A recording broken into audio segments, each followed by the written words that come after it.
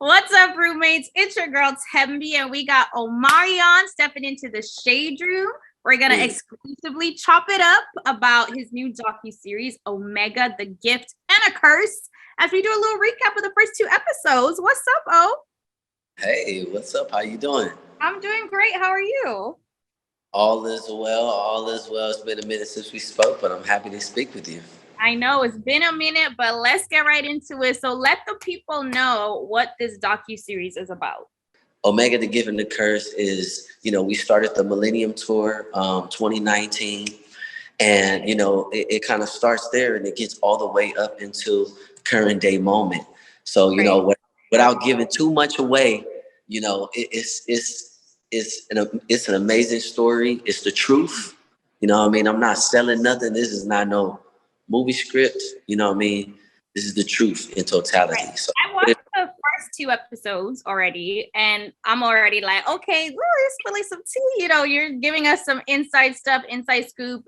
So obviously, following the versus battle, Boog unloaded the chopper and spilled a bunch of B2K tea from his point of view. So is releasing this docuseries basically like a response from your point of view? No, actually, I've been collecting this footage for about since 2019. So Yeah. I've been sitting on this story, to be able to tell my perspective one day. I don't really do things in response, Mr. Unbothered. to certain things, and I also want to just speak about that because a lot of the time people felt like, people feel just in general that when you don't respond to something, that means you don't deal with it. You know what I mean? And we obviously all have history together. So, this was something that, in the highlight of our tour is like, wow, why? You know what I mean? So I want people to really understand that this is not in response to anything. This is something that I've been working on, to present to the culture, and I really hope they love it. Okay, and so there were lots of allegations being thrown around over the years as to why the group broke up in general. Are you able to now, after all these years and going on tour and the stock, like everything that's happened since, as to what was the actual reason? Like, what is like the actual reasons? Because there's a bunch of different stories and allegations and this and that. So like, what's the real reason B2K broke up? Well, you definitely have to, tap into Omega, the Gift and the Curse, because there's a lot of answers. I could tell you the answer, you know what I mean? But, that is not more interesting than, how strange the truth is. Hmm. And a lot of the time, we like to overlook, that trail that takes us to, our own perspective truths, and just to give you a little bit, Timbe, it's like we were kids, you know what I'm saying? We were kids when we developed a bond, you know what I'm saying? And I would say, that our bond wasn't completely natural, you know what I'm saying?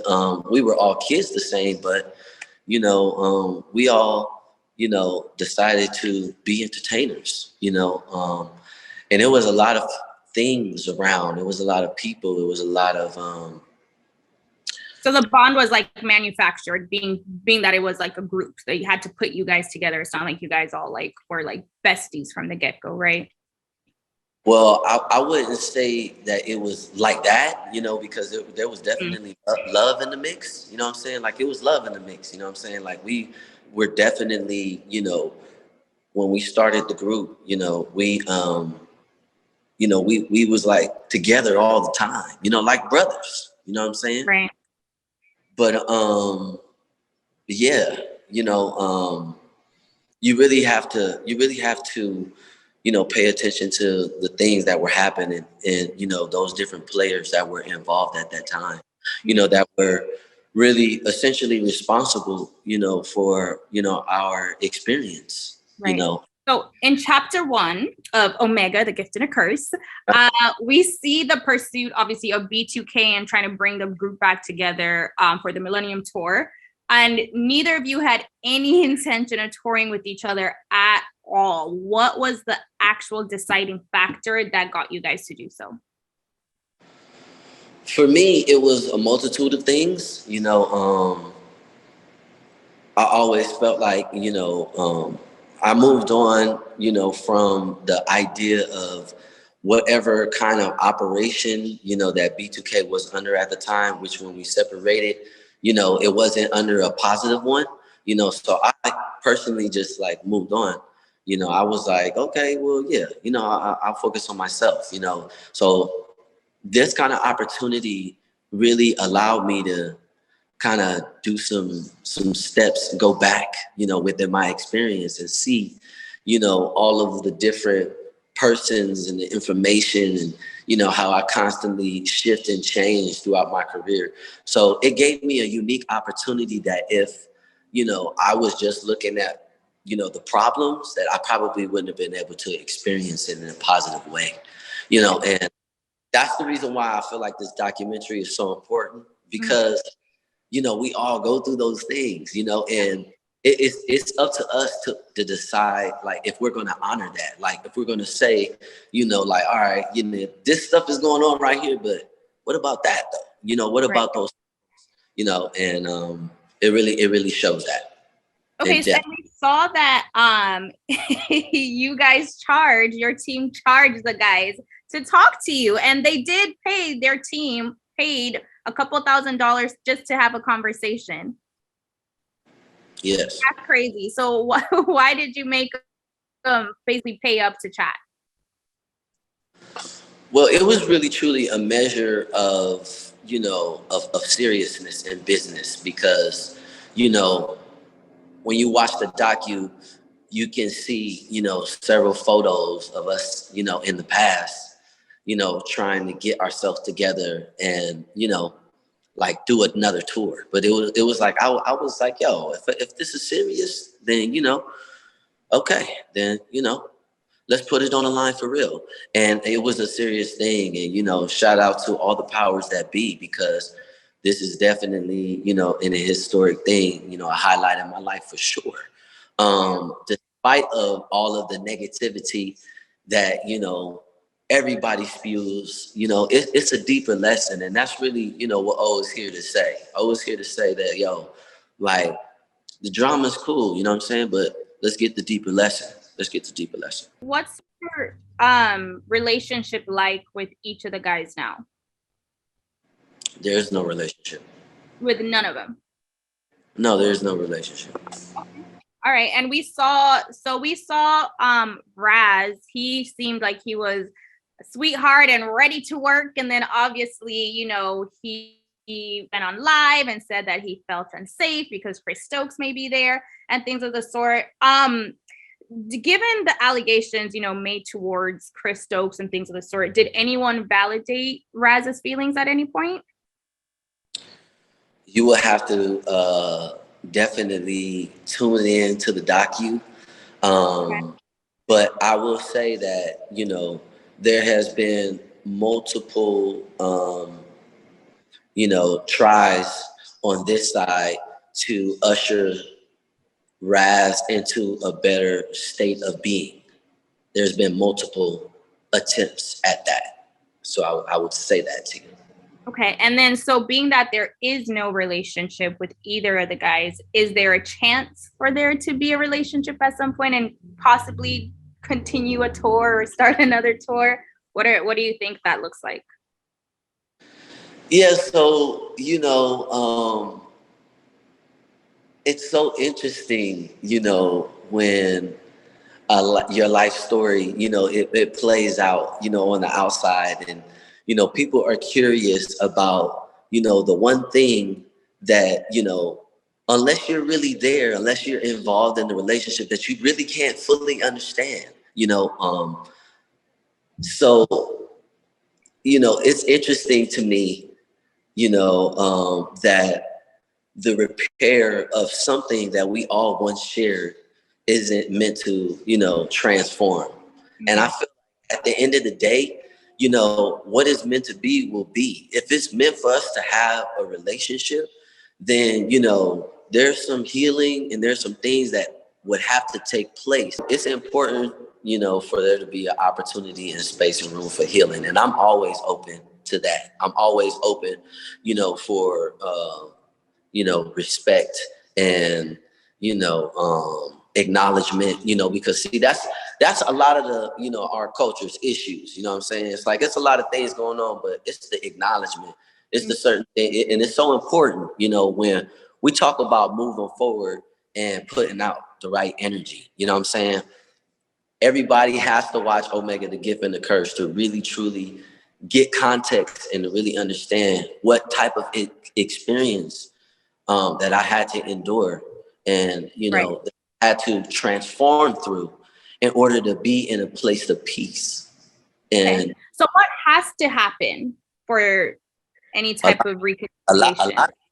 A lot of healing, you know, a lot of healing, a lot of, you know, the willingness to acknowledge, you know, the fault, you know, maybe the known and the unknown, you know, causations. You know what I'm saying? You feel like you acknowledged like any parts you played in the situation and taken responsibility? Like obviously everyone has a part. Do you think like you've done your part in that? Of course. And you know, I get victimized because of it, you know, but that's a responsibility that we all have to take in our own journey to be able to acknowledge the truth within ourselves, to be able to choose, you know, what peace looks like. And sometimes that looks like certain people not being in your life. And I accept that, you know. But it's not my job to make other people accept that. You know. All right. And in chapter 2, we did see you kind of talk about your relationship with Apryl a little bit from when you guys were together and your perspective of why you feel the relationship failed. And also you tried to get a restraining order against her, which wasn't accepted by the court. So where do you guys stand now, you and Apryl? We're still in a transformative state, you know. You know, like I said, I'm a type of person that always likes to leave room for, you know,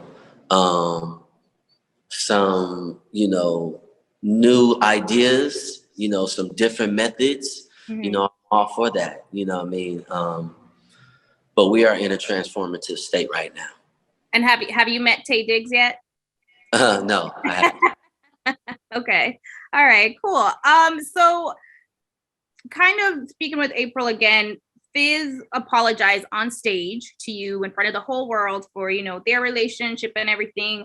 You guys seemed to move past that. So why aren't you guys in a better space now? Is it still dealing with that situation, or is it more so to deal with the group, or both? I think it's all kind of things. You know, I don't think it's just that. You know what I mean? I think it's all kind of things. But you would have to ask them, because you know I've you know, I don't harbor any ill feelings, you know, towards anybody. I moved on. I'm just now getting the opportunity to share my story, you know, and it's not in any way to bash anybody or to make them look lesser than, you know. It's just my perspective. And, you know, if you watch Omega, the Gift and the Curse, then you'll see, you know, you'll see. It's way better than I could tell you, you know, but you'll see. All right. And in the docuseries, we also see, obviously, you know, you performing and needing space to like decompress in your dressing room, and you totally get that. But is there a reason why no one is allowed in there, including your mom? Yeah. So, you know, I definitely don't, you know, expect like non-performers, you know, to understand, you know, the psychological and physical strain, you know, that energy that it actually takes, you know, to interface with, you know, thousands of people at once, and to sing and dance at the same time. You know, it's an incredible task. So to bring myself back centered, you know, all I ask is for my time and my space. from any interruptions, you know. I think the mama thing is like kind of getting thrown out of context, you know what I'm saying? Because it's exaggerated, but you know, because it's in no way, shape, or form that my mom needed to come into the room, and it was very important. She would be able to come into the room, but the context is that I need my moment. I need my moment away from everything. And what are you doing during that time? Are you exfoliating, like they said? I'm just you know, taking my beat. I'm just, you know, breathing.